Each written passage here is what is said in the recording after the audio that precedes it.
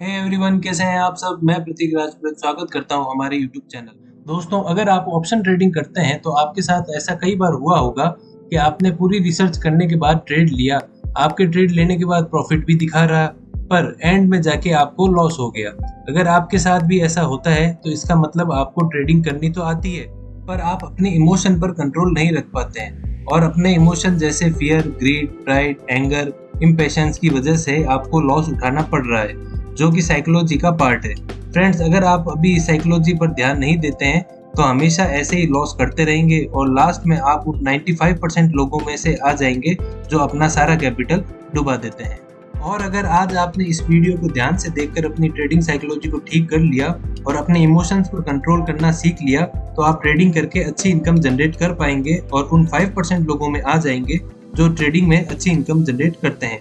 क्योंकि ट्रेडिंग में 20% स्ट्रेटेजी काम करती है, बाकी 80% साइकोलॉजी ही काम करती है। तो चलिए इस वीडियो में हम साइकोलॉजी को समझते हैं। फ्रेंड्स, वीडियो में आगे बढ़ने से पहले अगर आप इस चैनल पर नए हैं तो चैनल को सब्सक्राइब कर लें और बेल आइकन को प्रेस कर दें ताकि आगे आने वाली ऐसी और भी इंफॉर्मेटिव वीडियोस की नोटिफिकेशन आपको मिल जाए। सबसे पहले हम बात करते हैं ट्रेडिंग साइकोलॉजी होती क्या है। फ्रेंड्स, ट्रेडिंग साइकोलॉजी का मतलब माइंडसेट से है। जब भी आप ट्रेडिंग करते हैं तो आपके ट्रेडिंग के हिसाब से अपने इमोशंस चेंज होते हैं। अगर आपको प्रॉफिट हो रहा होता है तो आप खुश होते हैं और लॉस हो रहा होता है तो आप दुखी होते हैं और आपको गुस्सा आता है। जब अगर आप इन इमोशंस में गलत डिसीजन लेते हैं, जैसे गुस्से में ट्रेड लेना या फिर ये सोचकर ट्रेड लेना कि आपको अपना लॉस रिकवर करना है, तो ऐसी सिचुएशन में जो डिसीजन होते हैं वो बायस्ड होते हैं और ये बायस्ड डिसीजन आपको लॉस करवाते हैं। इसे एक एग्जांपल से समझते हैं। मान लो आपने 5,000 रुपये लगाकर ट्रेड लिया और आपको प्रॉफिट होने लगा और आपका कैपिटल बढ़कर 7,000 रुपये हो गया। तो अब आप इंतजार करते हैं ये सोचकर कि थोड़ा और प्रॉफिट होगा तब ट्रेड क्लोज करूंगा, और मान लो आपको थोड़ा और प्रॉफिट हो गया और आपका पैसा बढ़कर 8,000 रुपये हो गया। फिर आप सोचते हैं कि अब तो पैसा डबल होके 10,000 रुपये हो जाए फिर बेचूंगा, और फिर थोड़ी देर बाद में आपका पैसा बढ़कर 10,000 भी हो जाए। तो अब आपके अंदर लालच आ जाएगा और आप ये सोचेंगे कि कुछ मिनट में ही डबल हो गया तो अभी क्यों बेचूं, थोड़ा और रुक जाता हूं, क्या पता कितना प्रॉफिट हो जाए। और आप और वेट करेंगे और मानते हैं कि प्रॉफिट और बढ़कर 11,000 हो गया। तो अब आप और वेट करते रहेंगे और आपका लालच बढ़ता रहेगा और इसमें आपकी कोई गलती नहीं है, ये एक ह्यूमन नेचर है। जैसे जैसे प्रॉफिट बढ़ेगा वैसे वैसे हमारा लालच भी बढ़ता जाएगा।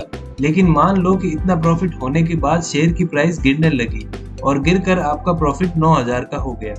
अब आपको लगेगा कि एक बार 10-11,000 हो जाए तो मैं बेच दूंगा। मतलब उस समय भी आप संतुष्ट नहीं होंगे, आपके इमोशन उस समय भी कंट्रोल में नहीं रहेंगे।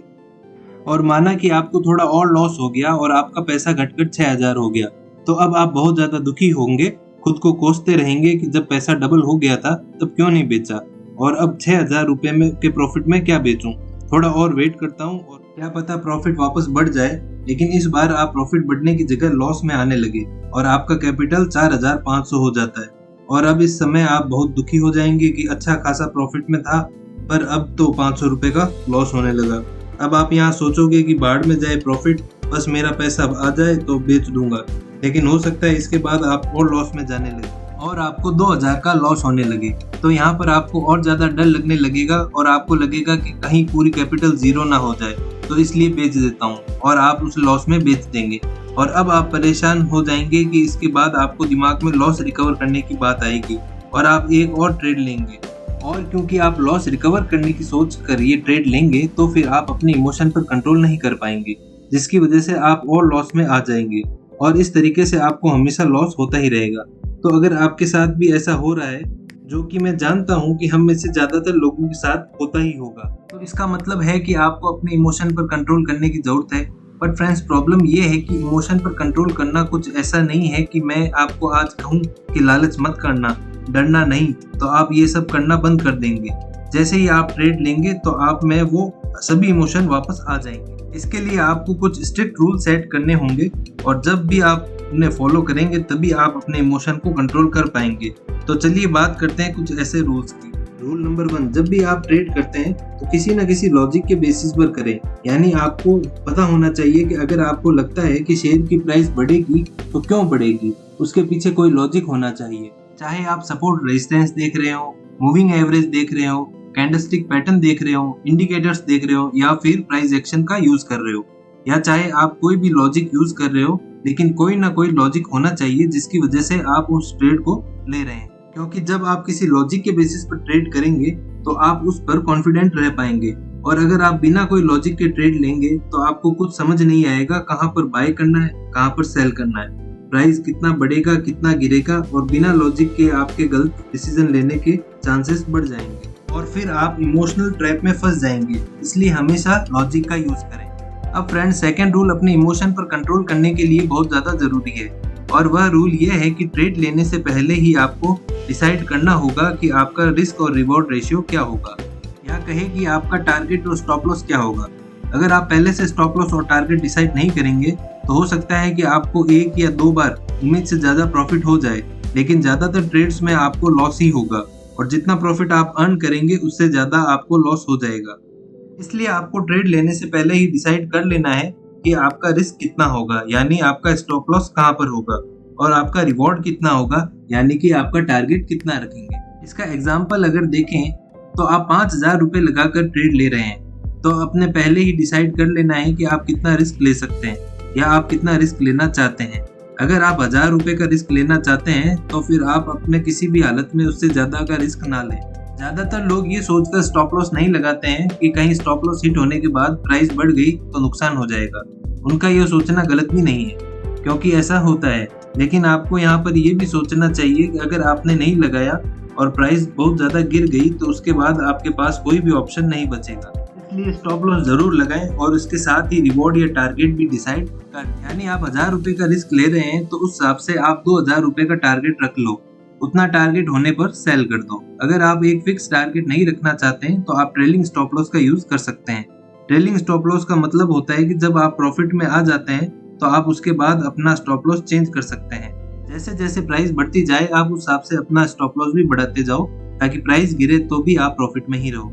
एग्जाम्पल, अगर आपने 50 रुपए की रेट में शेयर बाय किया है, उसके बाद उस शेयर की प्राइस बढ़कर 60 रुपए हो गई, यानी आप प्रॉफिट में आ गए, तो आप 55 रुपए का स्टॉप लॉस ट्रेल कर सकते हैं। इससे अगर प्राइस गिरती भी है तो भी आपका शेयर 55 रुपए में सेल हो जाएगा और आपने 50 रुपए में बाय किया है, इसलिए आप प्रॉफिट में ही रहेंगे। अगर मान लीजिए शेयर की प्राइस बढ़कर 65 रुपए हो गई, तो अब आप अपना स्टॉप लॉस भी बढ़ाकर 60 कर लो। अगर जैसे जैसे प्राइस बढ़ती रहेगी वैसे वैसे आप अपना स्टॉप लॉस भी बढ़ाते जाओ, जिससे आप एक ट्रेड में मैक्सिमम प्रॉफिट ले पाएंगे। और जिस तरह से ट्रेलिंग स्टॉप लॉस का यूज करके बेस्ट टारगेट डिसाइड कर सकते हैं।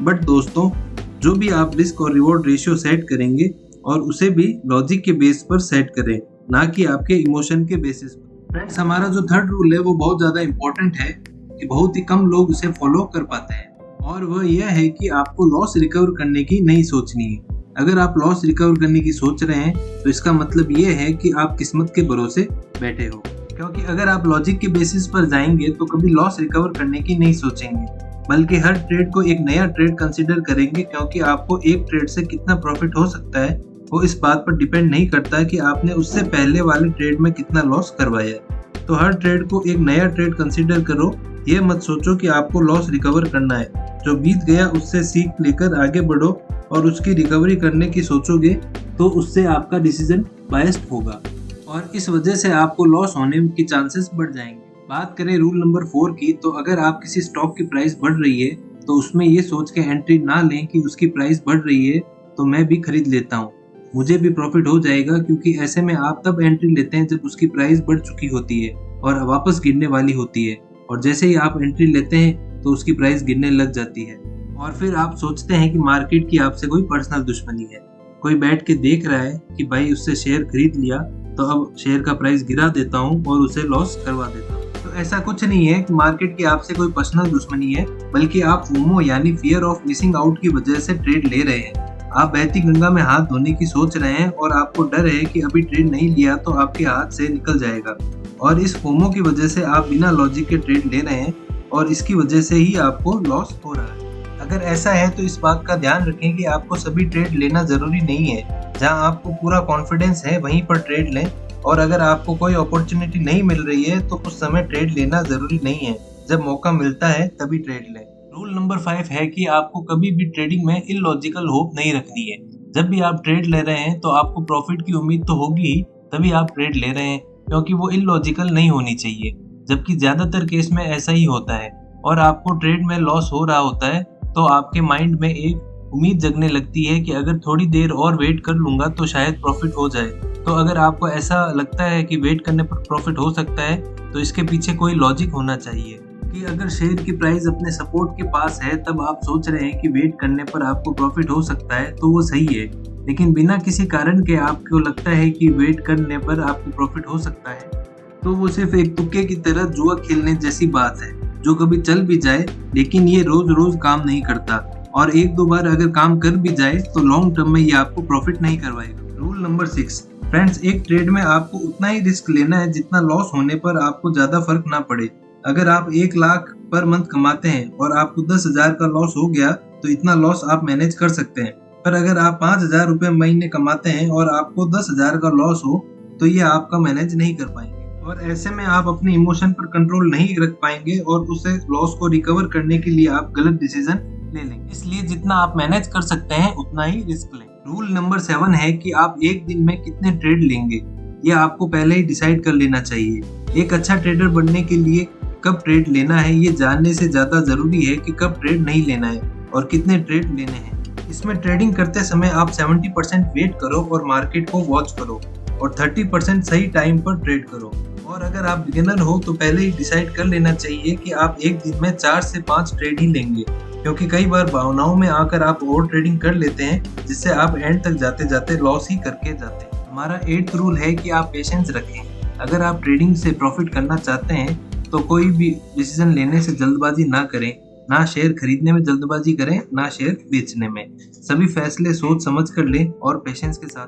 फ्रेंड्स, सबसे इम्पोर्टेंट रूल नंबर 9 कि आपको अपने रिस्क को मैनेज करना है। मतलब स्टॉप लॉस लगाने के अलावा जब आप ट्रेड ले रहे हैं तो आपके अपने पोजीशन की साइज एकदम से नहीं बढ़ाना है। जैसे अगर आप 5,000 रुपए लगाकर ट्रेड लेना स्टार्ट किए तो हो सकता है फर्स्ट डे ही आपको 10,000 का रिटर्न मिल जाए और पैसा डबल हो जाए। और ऐसा होने पर ज्यादातर ट्रेडर्स अगले दिन पूरे 10,000 लगाकर ट्रेड्स ले लेते हैं और मान लो नेक्स्ट डे भी आपको 100% का रिटर्न मिल जाता है और आपका कैपिटल 20,000 हो गया। लेकिन आपको रोज रोज तो प्रॉफिट होगा नहीं, कभी ना कभी तो लॉस होगा। तो जिस दिन आपको लॉस होगा तो उस दिन क्या होता है, आपने पूरे 20,000 रुपए का ट्रेड लिया तो हो सकता है आपको 15,000 तक लॉस हो जाए और आप फिर वहीं पर आके रुक जाए और काफी बार तो पूरा पैसा भी डूब जाता है और अल्टीमेटली आपके हाथ में कुछ नहीं बचता। तो आपको अपनी पोजीशन का साइज एकदम से नहीं बढ़ाना है। रूल नंबर 10, दोस्तों, जो हमारा 10th रूल है वो ये है, अगर आपको सक्सेसफुल ट्रेडर बनना है तो आपको अपने हर ट्रेड को एनालाइज करना होगा। यानी कि आपने ट्रेड लिया, आपको उस ट्रेड में प्रॉफिट हुआ तो शाम को उस ट्रेड को एनालाइज करो, आपको क्यों प्रॉफिट हुआ, आपने ऐसा क्या किया था कि जिस वजह से आपको प्रॉफिट हुआ। अगर आपको लॉस हुआ तो उसको भी एनालाइज करो कि आपने क्या गलती की जिसकी वजह से आपको लॉस हुआ। जब आप अपने ट्रेड्स को रोज एनालाइज करेंगे तो आप रोज कुछ नया सीखेंगे और सीख कर ही एक सक्सेसफुल ट्रेडर बन पाएंगे। तो दोस्तों, आप इन सारे रूल्स को फॉलो करते हैं तो बहुत हद तक आप अपनी साइकोलॉजी को कंट्रोल कर पाएंगे और इमोशंस पर कंट्रोल कर पाएंगे और उसके बाद ही आप एक सक्सेसफुल ट्रेडर बन पाएंगे।